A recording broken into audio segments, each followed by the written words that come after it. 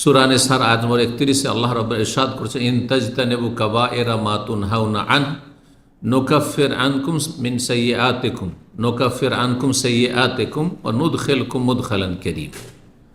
তোমরা যদি কাবিরা গুনাহ থেকে বেঁচে থাকো যা তোমাদের নিষেধ করা হয়েছে, ইন তাজতানিবু কাবাইরা, কাবিরা বড় পাপ থেকে বেঁচে থাকো, মা তুনহাউনা আনহু, যেগুলি থেকে তোমাদেরকে নিষেধ করা হয়েছে, বারণ করা হয়েছে।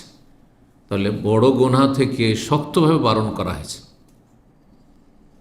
মানে ছোটোখাটো ভুল সাগিরা নিষেধ অবশ্যই, কিন্তু নিষেধ হইলেও মানুষের হবেই ছোটোখাটো ভুল। কিন্তু কাবিরা গুনাহ হবে একজন মুসলিমের জীবনে, তার মানে তার ইমানে, তার ইসলামে বড় ধরনের ত্রুটি আছে, দুর্বলতা আছে। তো আল্লাহ এই জন্য বলছেন যে তোমরা যদি কাবিরা গুনাহ থেকে বেঁচে থাকো যা তোমাদের নিষেধ করা হয়েছে, তাহলে নুকাফির আনকুম সাইয়্যাতিকুম, তোমাদের গুনাহগুলিকে মোচন করে দেব। সাইয়্যাত সাধারণত ছোট গুনাহকে বলা হয়। তাহলে ছোট গুনাহ থেকে মুক্তি লাভের উপায় হচ্ছে, বা ছোট গুনাহ মোচনের উপায় হচ্ছে কাবিরা থেকে বড় গুনাহ থেকে বেঁচে থাকা।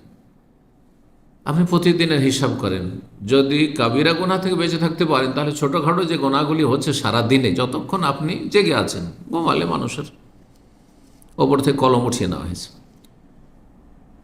কারণ ঘুমের অবস্থায় মানুষের কোনো সংকল্প থাকে না, কোনো কথা বললেও সংকল্প করে বলে না নিদ্রায় থাকলে। নুদখিলকুম মুদখালান কারীমা, এবং সম্মানজনক স্থানে তোমাদেরকে প্রবেশ করাবো, অর্থাৎ জান্নাত দেব। তাহলে কাবিরা থেকে বেঁচে থাকলে সাগিরাগুলিকে, গোনাহকে মাফ করে দেবেন, গোনাহ মোচনের উপায়, আর আল্লাহ জান্নাত দেবেন এ ওয়াদা করেছেন।